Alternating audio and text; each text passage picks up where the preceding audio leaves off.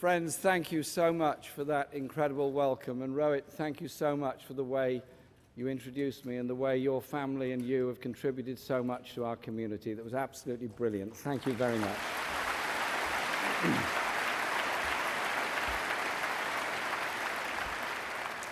I am truly delighted to be invited to make this speech today, because for the past 2 weeks, as you've probably known, I've had a very easy, relaxing time.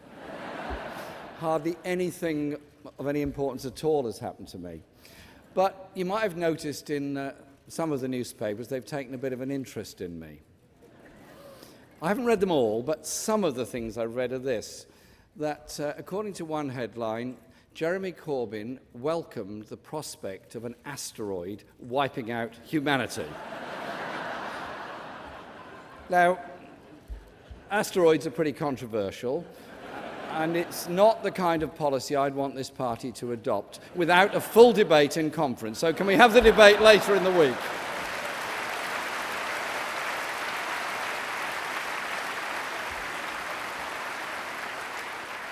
Another newspaper went even further and printed a mini novel that predicted how life would look if I were Prime Minister. It's pretty scary, I have to tell you. It tells us football's Premier League would collapse. Now, that makes actually a lot of sense, because it's quite difficult to understand how all our brilliant top 20 teams in the Premiership would cope with playing after an asteroid had wiped out humanity. So that's a no-no for sure. And then the Daily Express informed readers that I'm not quite sure how many greats there are here, but I think there's 3 or 4, great-great-great-grandfather, who I'd never heard of before, was a very unpleasant sort of chap who apparently was involved in running a workhouse. And I want to take this opportunity to apologise for not doing the decent thing and going back in time and having a chat with him about his appalling behaviour. But then there's another journalist who has obviously been hanging around my street a great deal, who quotes, "Neighbours often see him," that's me, "riding a Chairman Mao-style bicycle." Now, less thorough journalists might have referred to it as just a bicycle, but no. So we have to conclude that whenever we see somebody on a bicycle from now on, there goes another supporter of Chairman Mao. Thus, the Daily Express have changed history.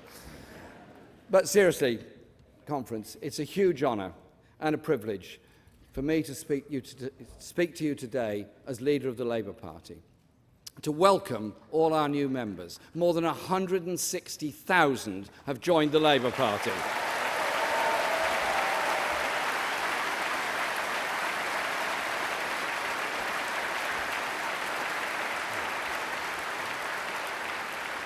And more than 50,000 have joined since the declaration of the leadership and deputy leadership election results. And I'm very proud to say, in my own constituency, our membership as of last night had just gone over 3,000 individual members and 2,000 registered supporters. 5,000 people in my constituency.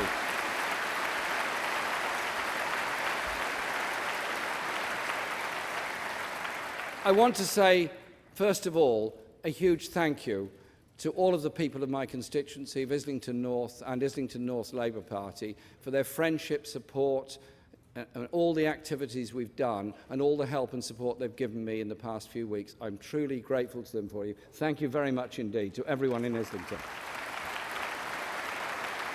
But above all, I want to welcome all our new members to this party, everyone who's joined this party in this great endeavour to change our party, change our country, change our politics and change the way we do things. And above all, I want to speak to everyone in Britain about the task Labour has now turned to, opposing and fighting the Tory government and the huge damage it's doing, and developing Labour's alternative. Renewing our policies so we can reach out across the country and win next year, starting in Wales, in Scotland, in London, in Bristol, and in local government elections across Britain.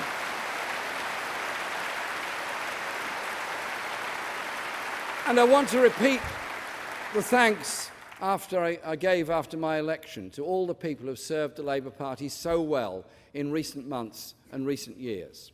Firstly, to Ed Miliband for the leadership he gave our party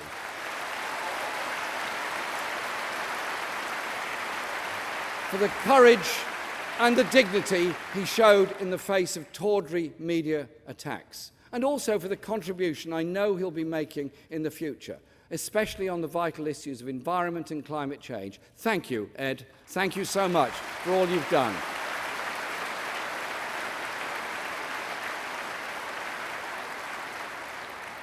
And to Harriet Harman, not just for her leadership and service, but for her commitment and passion for equality and the rights of women, the way she's changed attitudes and law through her courage and determination. The Equalities Act is one of many testaments to her huge achievements. Thank you, Harriet, for everything you've done and everything you continue to do.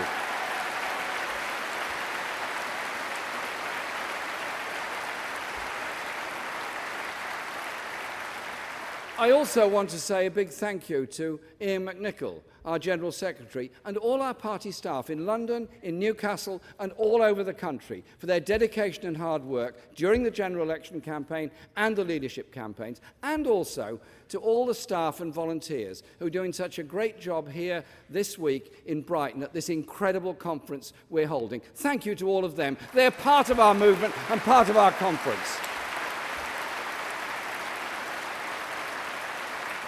And also, I want to say a special thank you to the fellow candidates who contested the leadership election for this party. It was an amazing 3-month experience for all of us.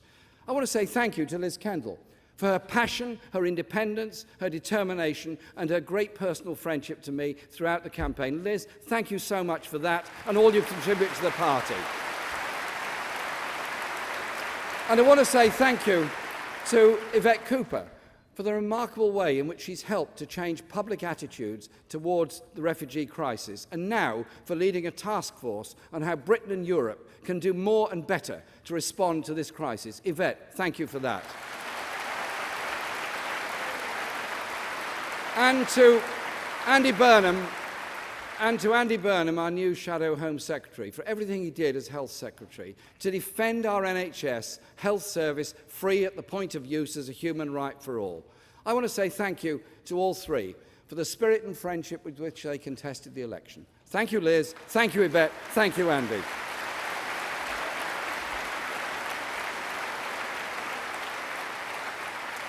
I want to thank all those who took part in that election at the hustings and rallies all across the country. Our party at its best, democratic, inclusive and growing. And I've got new people to thank as well.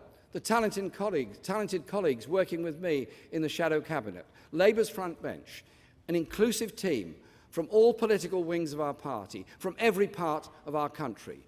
It gives us the right foundation for the open debate our party must now have about the future. I'm not a leader who wants to impose leadership lines all the time. I do not believe any one of us has a monopoly on wisdom and ideas. We all have ideas and a vision of how things can be better. I want open debate in our party and our movement. I will listen to everyone. Because I firmly believe leadership is about listening. We'll reach out to our new members and supporters, involve people in our debates on policy, and then our party, as a whole, will decide. I've been given a huge mandate by 59% of the electorate who supported my campaign. I believe it's a mandate for change, and I want to explain how. First and foremost, it's a vote for change in the way we do politics, in the Labour Party and in the country. Politics that's kinder, more inclusive, bottom-up, not top-down, in every community and workplace, not just in Westminster. Real debate.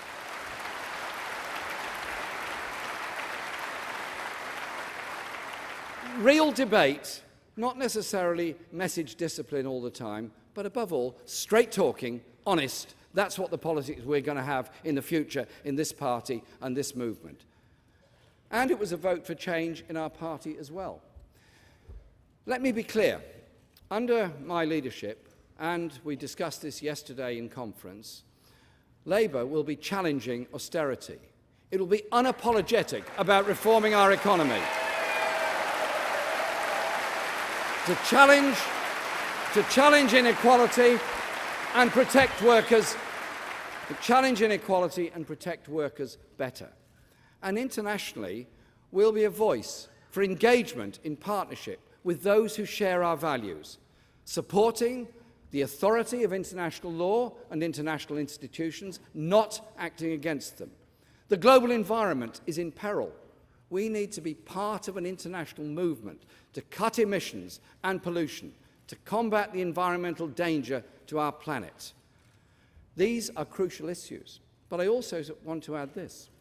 I've been standing up for human rights and challenging oppressive regimes for 30 years as a backbench MP. And before that, as an individual activist, just like everyone else in this hall. Just because I've become the leader of this party, I'm not going to stop standing up on those issues or being that activist.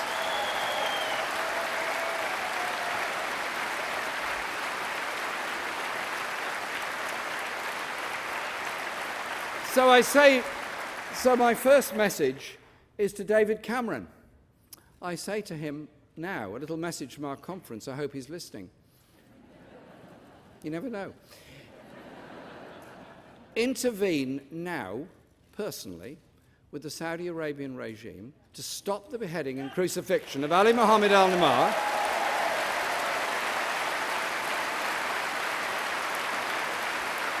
who is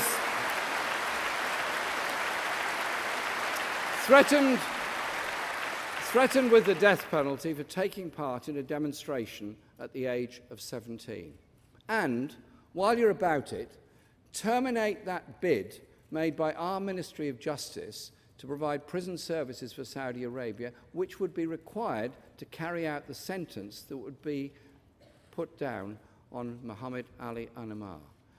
We have to be very clear about what we stand for in human rights, because a refusal to stand up is the kind of thing that really damages Britain's standing in the world. I have huge, undying admiration for human rights defenders all over the world, and I've met hundreds of these very brave people during my lifetime working on international issues. And I want to say a special mention to one group who've campaigned successfully for the release of a British resident, Shakar Amir, from Guantanamo Bay. This was a campaign of ordinary people like you and me, standing on cold, drafty streets for many hours over many years. Together, we secured this particular piece of justice, because that is how our human rights were won, by ordinary people coming together, ordinary people doing extraordinary things. That is how our rights and our human rights have been won. The Tories want to repeal the Human Rights Act. Some want to leave the European Convention on Human Rights. And just to show what they're made of, their new trade union bill, which we're opposing very strongly in the House and the country, is also a fundamental attack on human rights and is in breach of both the ILO and the European Convention on Human Rights.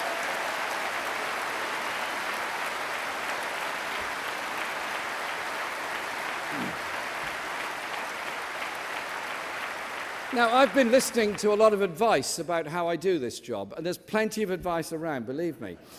And actually, I quite like that. I welcome that. I like to listen to advice, particularly the advice which is unwelcome, because that is often the best advice you get. The people that tell you, yes, you're doing great, you're brilliant, you're wonderful, fine, thank you, but what have I done wrong?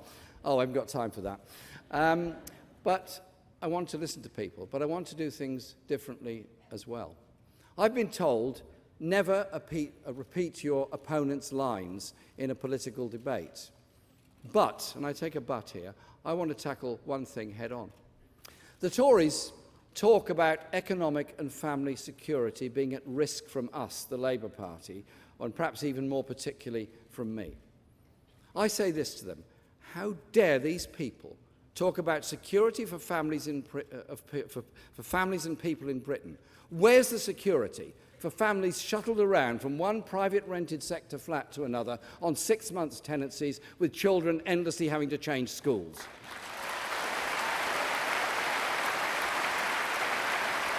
Where's the security for those tenants afraid to ask a landlord to make a repair to a dangerous structure in their own homes because they might be evicted because they've gone to the local authority to seek the justice they're entitled to.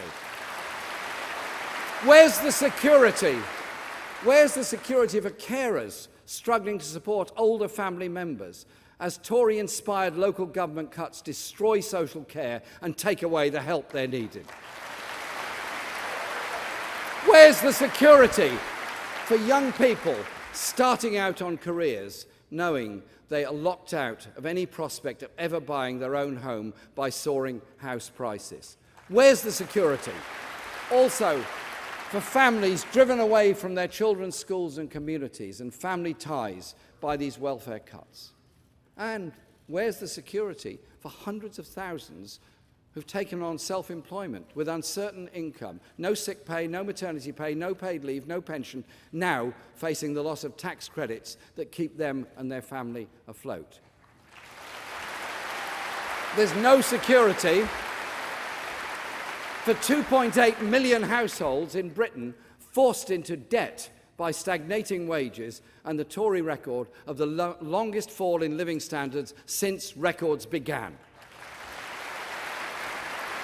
And that's really the nub of it. Tory economic failure.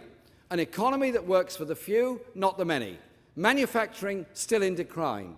Look at the Tory failure to intervene and support our steel industry, as the Italian government has done.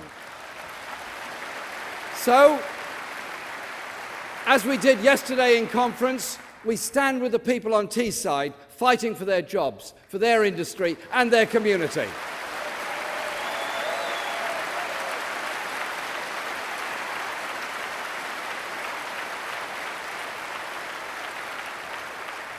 And whilst the company has said it will mothball the plant and lay the workers off, therefore it is not too late now, again, to call on the Prime Minister, even at this very late stage, this 12th hour, step in and defend those people. Other governments like the Italian government have done the same. Why can't the British government? What is wrong with them?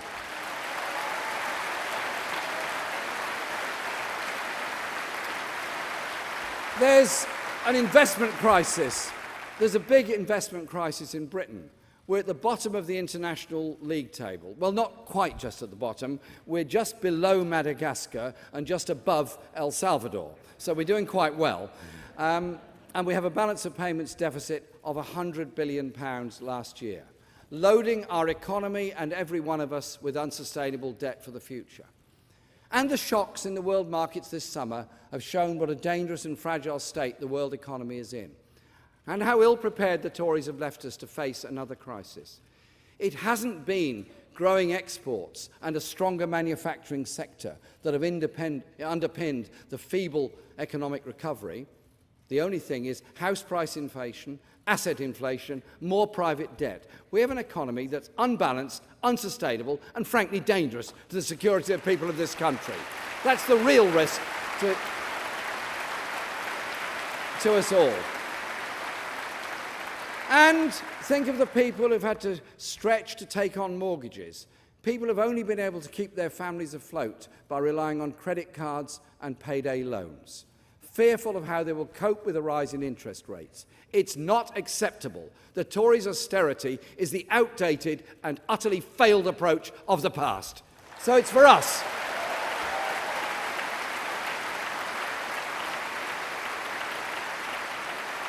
It's for us, for Labour, to develop our forward-looking alternative. That's what John McDonnell started to do in his excellent speech to conference yesterday. At the heart of it is investing for the future. Every mainstream economist will tell you that with interest rates so low, now is the time for public investment in our infrastructure. Investment in council housing and for affordable homes and to rent and to buy. John Healey's plan for 100,000 new council and housing association homes a year to tackle the housing crisis, drive down the spiralling housing benefit bill, and so actually make a profit for the taxpayer. A profit for the taxpayer because the benefit bill falls when the cost of housing falls. It's quite simple, actually, and quite a good idea.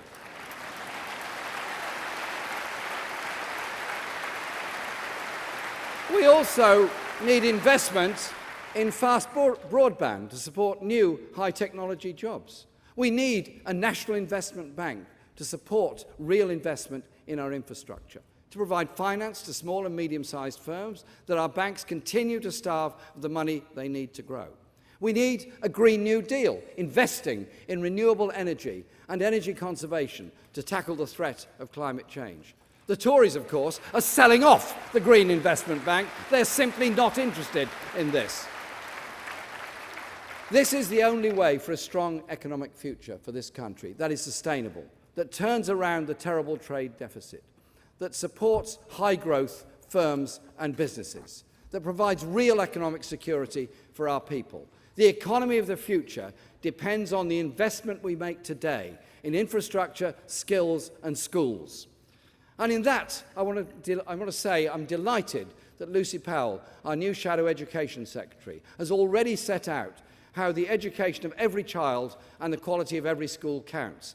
Every school accountable to local government through local education authorities.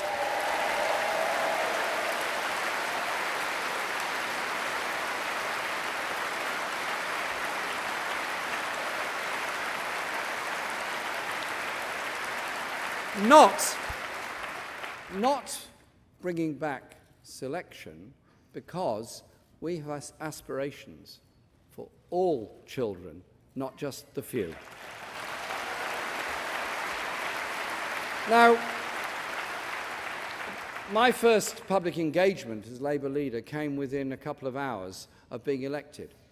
And I was proud to go across to Parliament Square to speak to the Refugees Are Welcome rally in central London, because I wanted to send out a message of the kind of politics we're pursuing and a caring society we want to achieve. I've been inspired by the people across this country, making collections for refugees in Calais, donating to charities, the work of Citizens UK to involve whole communities in this effort. These refugees are victims of war. Many the victims of the brutal conflict in Syria. It's a huge crisis, the worst humanitarian crisis in Europe since the Second World War. And globally, it's the biggest refugee crisis there's ever been. But the scale of the response from our government, from Europe, and from the wealthier parts of the international community simply isn't enough. Now, I do welcome the aid the government has given to refugee camps, especially in the Lebanon. But we all know much more must and should, and I hope will be done. Because it's a crisis of human beings, just like you and just like me, looking for security and looking for safety. Let's reach out the hand of humanity and friendship to them.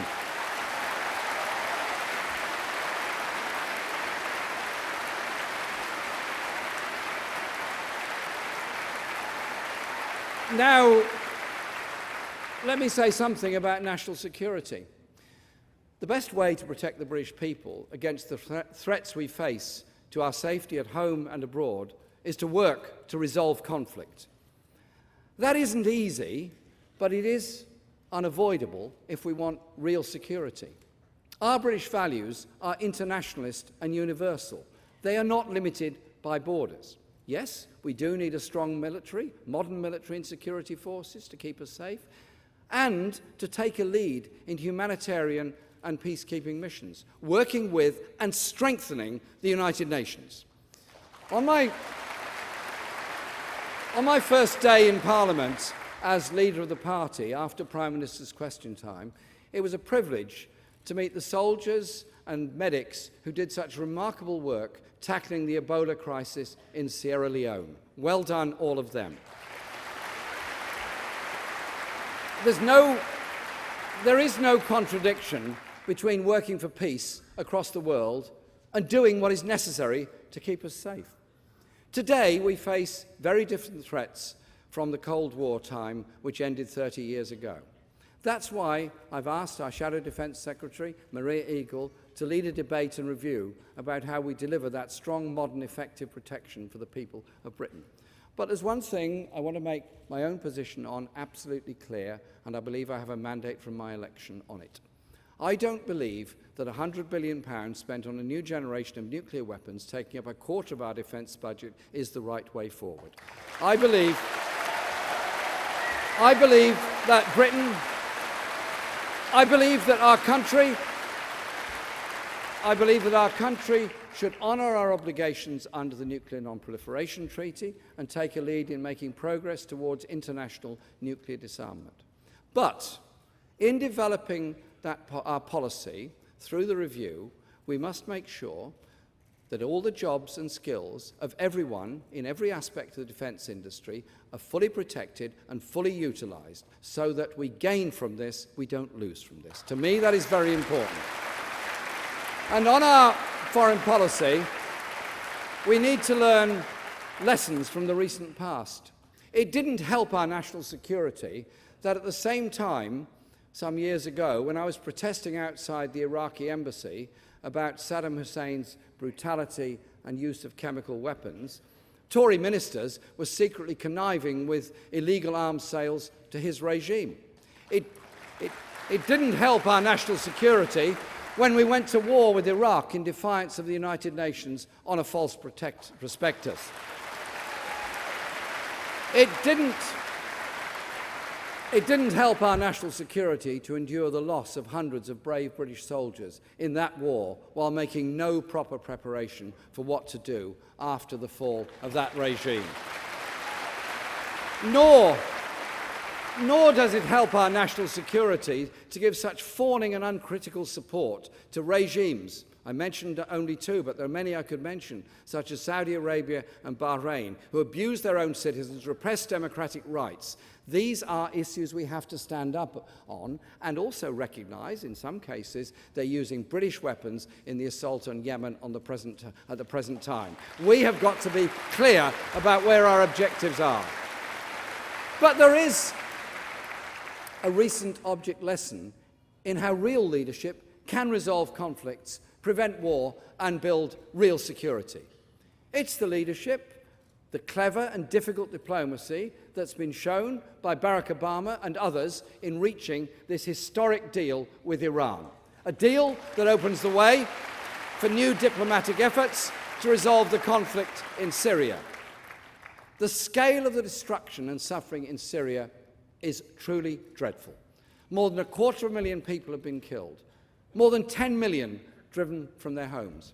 I yield to no one in my opposition to the foul and despicable crimes committed by ISIL and by the Assad government, including barrel bombs being dropped on civilian targets. We all want all of the atrocities to stop and the Syrian people be able to return home and be free to determine their own destiny. But the answer to this complex and tragic conflict can't simply be found in a few more bombs. I agree with Paddy Ashdown when he says that military strikes against ISIL aren't succeeding, not because we don't have enough high explosives, because they do not have a diplomatic strategy on Syria. That's the challenge for leadership now, for us, for David Cameron. The clever, patient, difficult diplomacy this country and others need to play a leading role in. That's why Hilary Benn and I together are calling for a new United Nations Security Council resolution that can underpin a political solution to the crisis. I believe the UN might yet manage to bring about a process that leads to an end in the violence in Syria. Yesterday's meeting in New York was very important and went a long way towards achieving that. We wish it well. We want peace for the people of Syria and indeed the people of the whole region. I have another important message for everyone here today. People recognise what's changed in our party, recognise what's changed in British politics, and how fundamental that change is. What happened this summer with the leadership election was nothing short of a political earthquake. According to the script, socialist and social democratic parties were in decline. Social democracy itself was exhausted, dead on its feet. Yet something new, invigorating, popular, and authentic has exploded. To understand this, all of us have to share our ideas and contributions. Our common project must be embrace an emergence of a modern left movement to harness people into building a society for the majority. Now, some of the media commentators who spent years complaining about how few people have engaged with political parties have sneered at our huge increase in membership. If these people were sports reporters writing about a football team, they'd be saying this: they've had a terrible summer. They've got 160,000 new fans. Season tickets are sold out. The new supporters are young and optimistic. I don't know how this club is going to get through this crisis.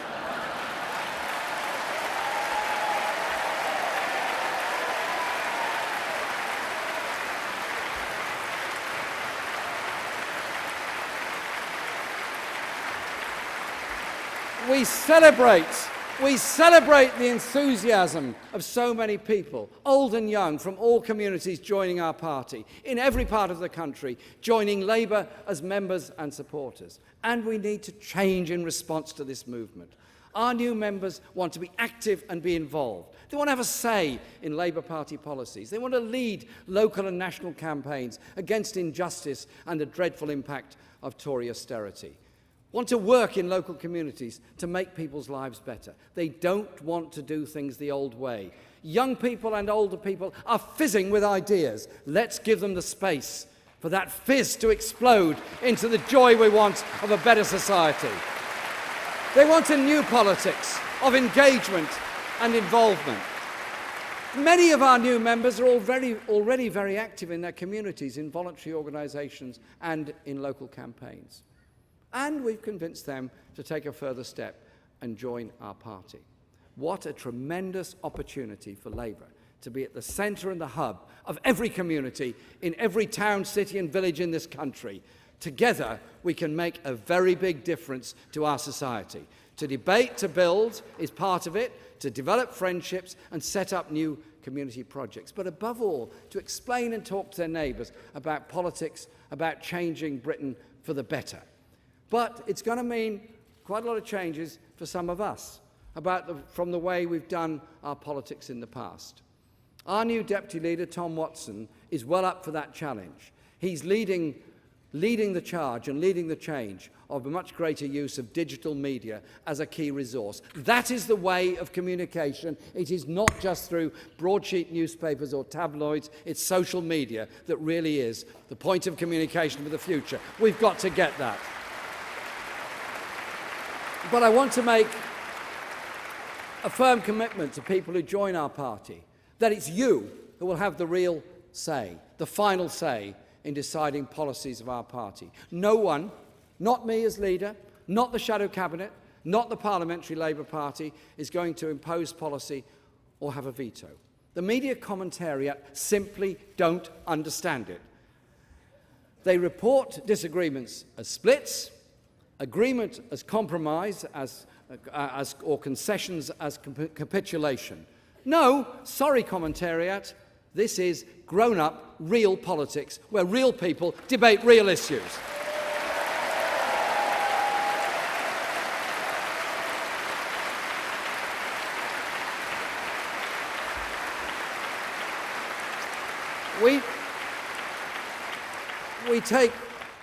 We take a decision and we go forward together. We look to persuade each other. On occasions, we might agree to even disagree. It is not the end of the world.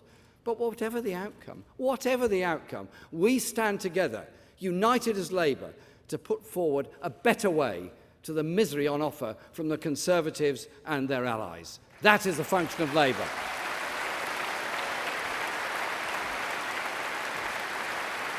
There's another important thing about how we're going to do this. It's a vital part of our new politics.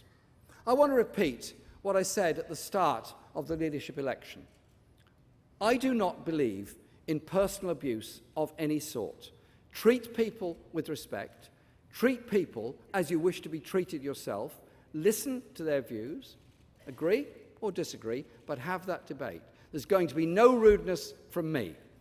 Maya Angelou, brilliant writer, said this: "You may not control all the events that happen to you, but you can decide not to be reduced by them." Wonderful words from Maya Angelou.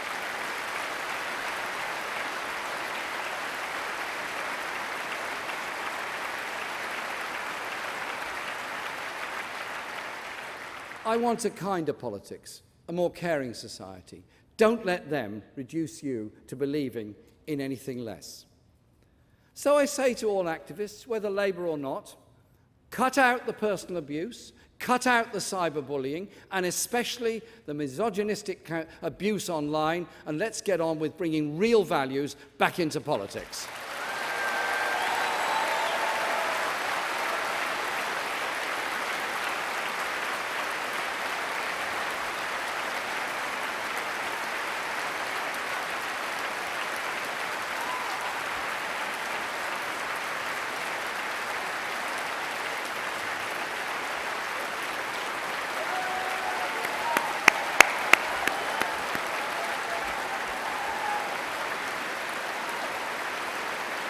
I haven't finished.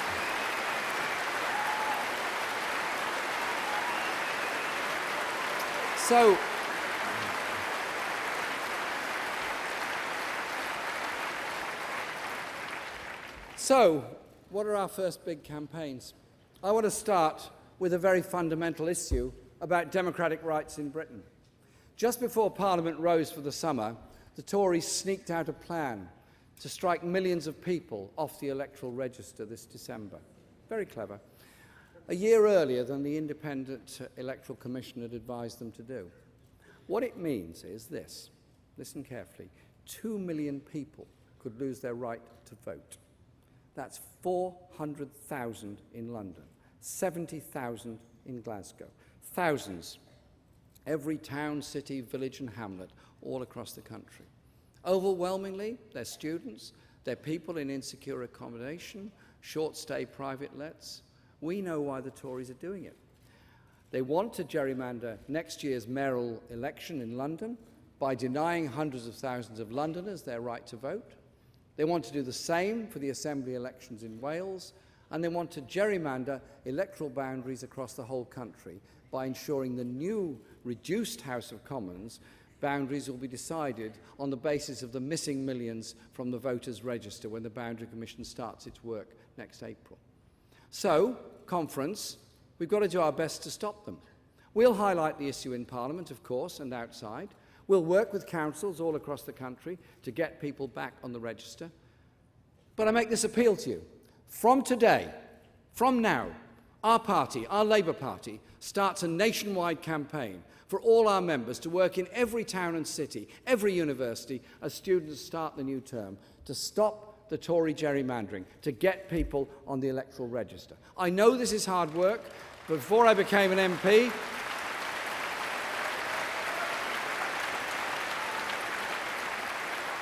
I was agent in Hornsey constituency for 10 years, and I know how hard and vital that work is. And we're going to do it. But these days, we've got new resources. The power of social media, the power of our huge membership. Conference, let's get to it and get those people on the register to give us those victories, but also to get fairness within our society. And friends, we need to renew our party in Scotland. I want to pay a big tribute to our leader in Scotland, Kezia Dugdale, and her MSPs.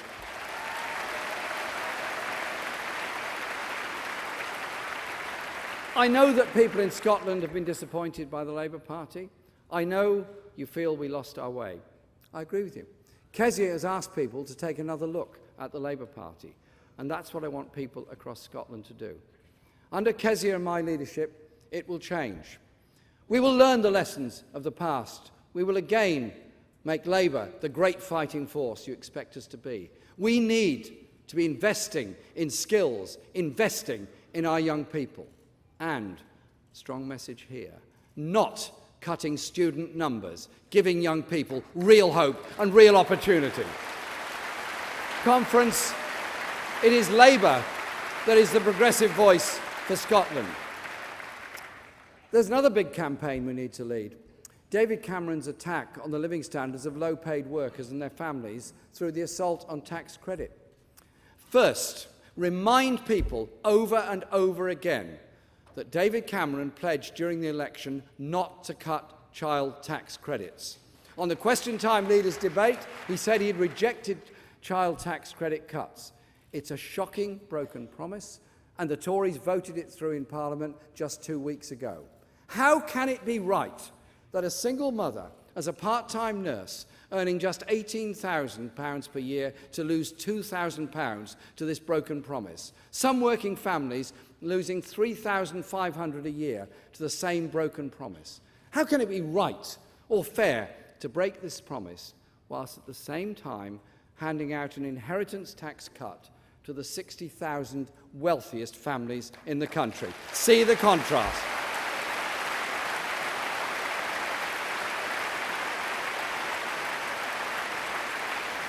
So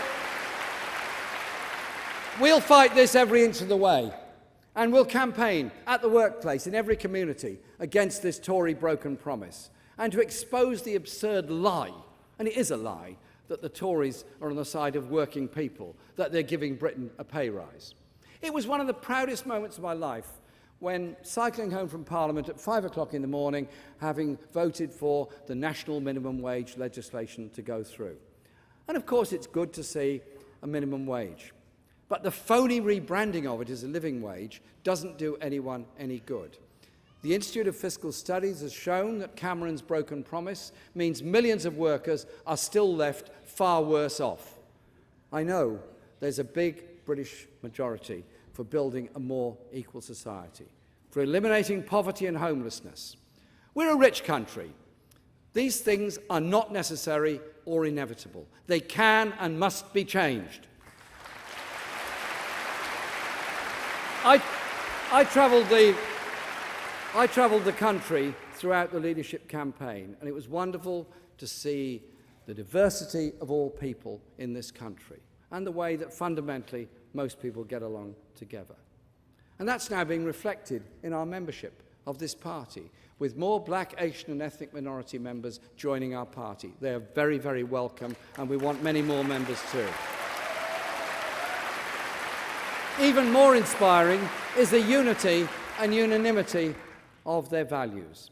I believe in coming together we achieve more than we can do on our own.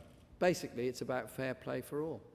It's an old fundamental, really. Solidarity and not walking by on the other side of the street while people are in trouble. Respect for other people's point of view. It's that sense of fair play, these shared majority values in Britain, that are a fundamental reason why I love this country and its people. These are the values that I was elected on: a kinder politics, a more caring society. These are Labour values. They're our country's values. And we're going to put these values back into the heart of politics in this country.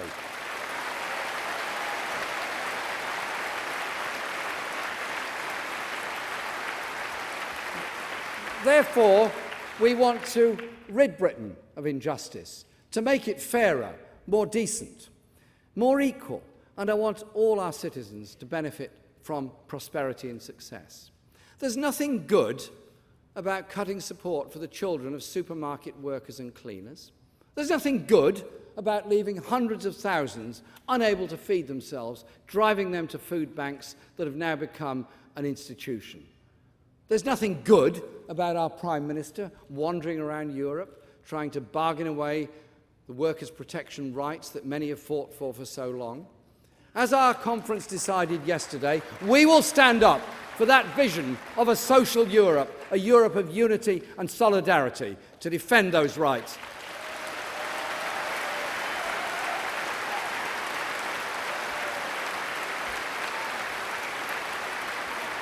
I'm proud of our history. I'm proud of the history of ordinary people, the history of courageous people who defied overwhelming odds to fight for the rights and freedoms that we enjoy today.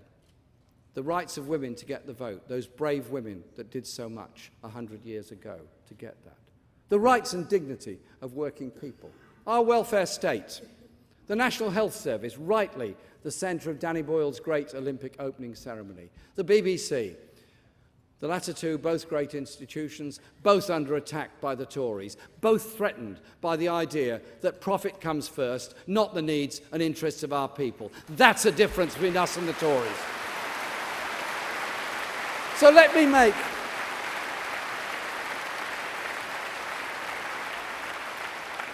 make this commitment. Our Labour Party will always put people's interests before profit. Now, I want to say a bit more about how we develop our policy and the review that Angela Eagle has announced this week. Let's start by recognising there is a huge amount of agreement. We start from that thanks to the work that's been done by the National Policy Forum and others. But then we need to be imaginative and recognise the ways our country is changing. In my leadership campaign, I set out some ideas about how we should support small businesses and the self-employed. That's because 1 in 7 of the labour force now work for themselves. Some of them have been driven into it as their only response to keeping an income coming in, insecure though it is. But many people like the independence and flexibility of self-employment that brings to their lives, sense of being your own boss. That's not a bad thing. But with that independence comes insecurity and risk, especially for those on the lowest and most volatile incomes. There's no statutory sick pay if they have an accident at work. There's no statutory maternity pay for women if they become pregnant. They have to spend time chasing bigger firms to pay their invoices on time so they don't slip further into debt. They earn less than other workers. On average, it's just £11,000 a year. And their incomes have now been hit hardest by 5 years of Tory economic failure. So what have the Tories actually done to help the self-employed, the entrepreneurs they claim to represent? They're clobbering them with tax cut credits, and they're going to clobber them again even harder when they bring in universal credit. So I want our policy review to tackle all of this in a serious way and be reflective of what modern Britain is actually like. Our party, Labour, created the welfare state as an expression of a caring society. But all too often, that safety net has big holes in it. People fall through it. And it's not there for the self-employed. It must be. That is the function of a universal welfare state. So we consider opening up statutory maternity and maternity pay to the self-employed so all newborn children get the same level of care from their parents. So I've asked Angela and and Owen Smith, our shadow DWP secretary, to look at ways that we can support the self-employed and help them grow their businesses. I want to take this opportunity to thank Lillian Greenwood, our shadow transport secretary, for the speed and skill with which she's moved on the future of our railways policy. It was wonderful to see Conference this morning agree on our new plan to bring the private franchises into public ownership as they expire. Labour's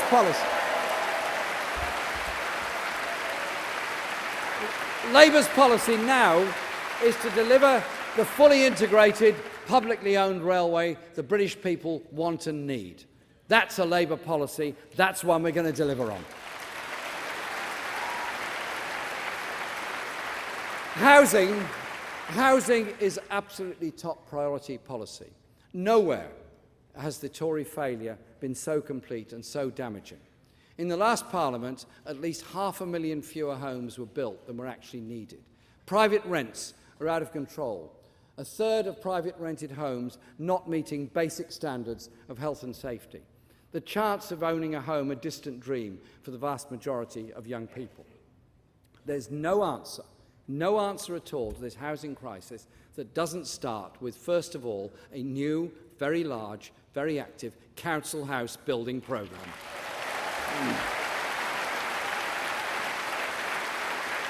With new homes that are affordable to rent and buy.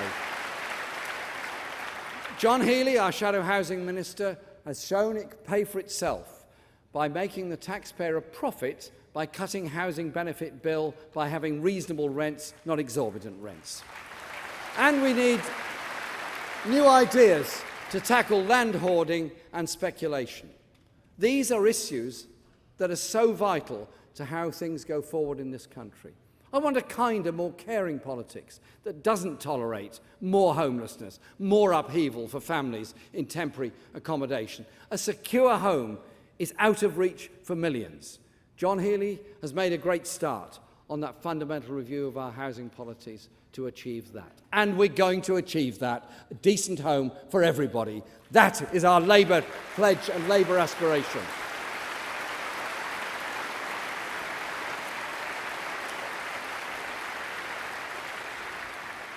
And we're also going to make mental health a real priority. It's an issue for all of us. Every one of us can have a mental health problem. So let's end the stigma and end the discrimination. And with Luciana Berger, our Shadow Minister for Mental Health, I want to challenge the Tories to make parity of esteem for mental health the reality, not the slogan. That means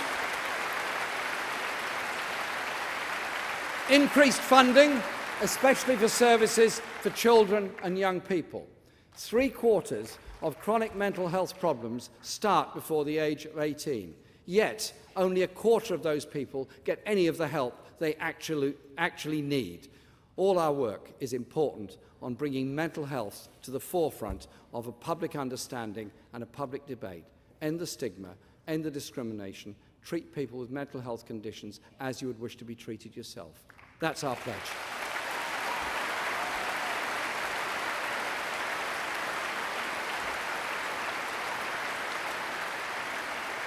All our policy work, and there's a lot of policy work to do, will be underpinned by Labour's values.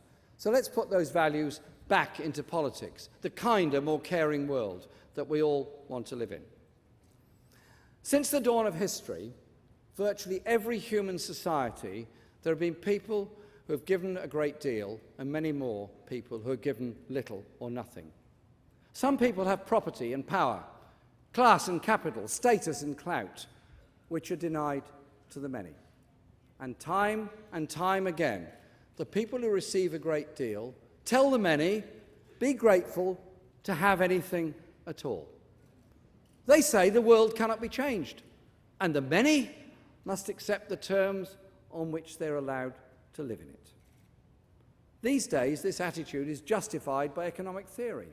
The many, with little or nothing, are told they live in a global economy whose terms cannot be changed. They must accept the place assigned to them by competitive markets. By the way, isn't it really curious that globalization seems to always mean low wages for the poor people, but always used to justify massive payments for top chief executives of global corporations?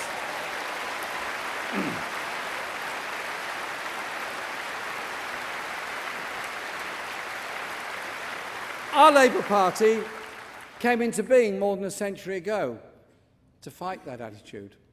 And it's still what our Labour Party is about.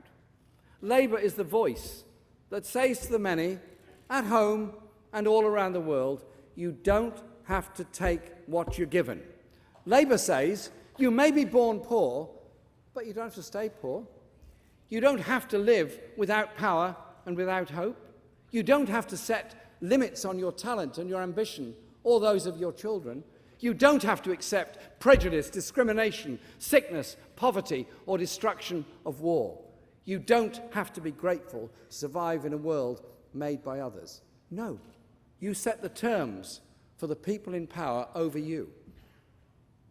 And you dismiss them when they fail you. That is what democracy is about.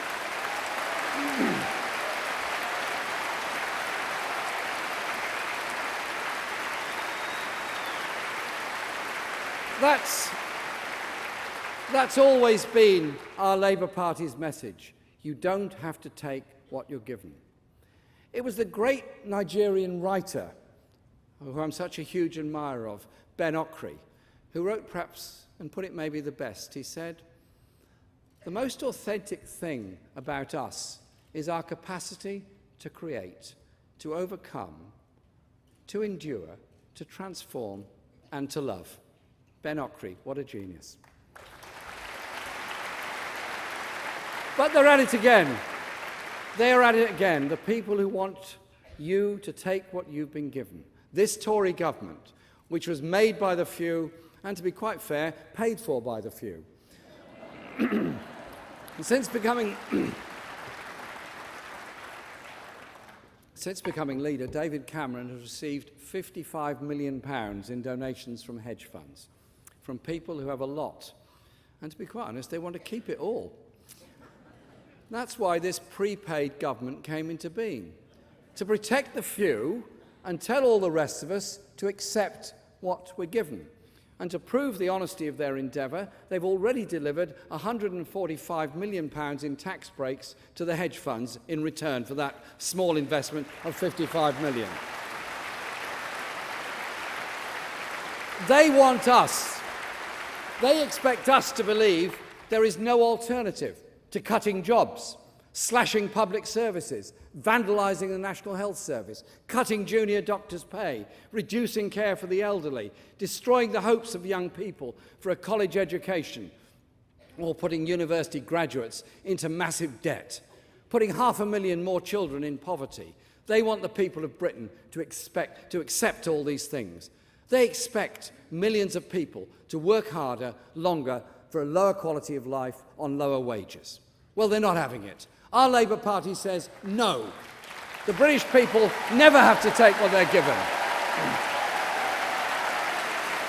And they certainly not when it...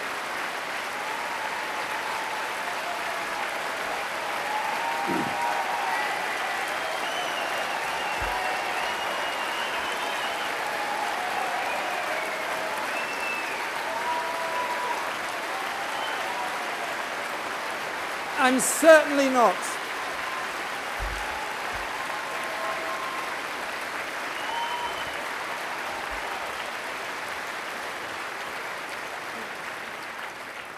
And we certainly don't have to take those kind of messages from Cameron and Osborne. So, conference, I come almost to the end of my first conference speech. And I thank you for listening. So, okay, all right, don't worry. Listen, I've spoken at 37 meetings since Saturday afternoon. Is that not enough? We'll talk later. So I end conference with a quote. The last bearded man to lead the Labour Party was a wonderful, great Scotsman, Keir Hardie.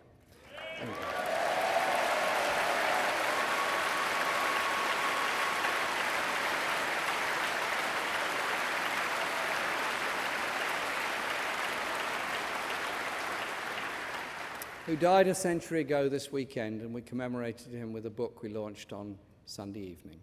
Keir grew up in dreadful poverty and made so much of his life, and founded our party, stood up to be counted on votes for women, stood up for social justice, stood up to develop our political party. We owe him and so many more so much. And he kind of was asked once, summarise what you're about? Keir, summarise what you really mean in your life?